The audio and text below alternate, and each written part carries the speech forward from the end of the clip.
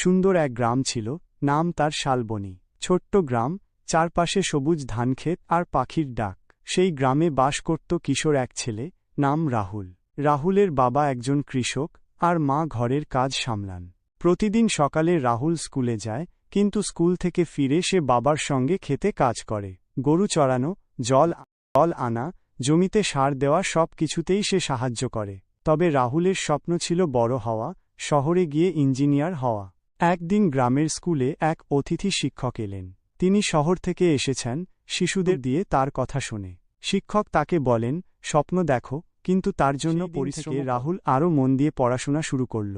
বছর কেটে যায়। মাধ্যমিকে রাহুল খুব ভালো ফল করে। সরকারি বৃত্তি পেয়ে সে শহরের ভালো কলেজে ভর্তি হয়। গ্রামের সবাই গর্বিত হয়। শালবনীর ছোট্ট ছেলেটা আজ শহরের একজন সফল ইঞ্জিনিয়ার।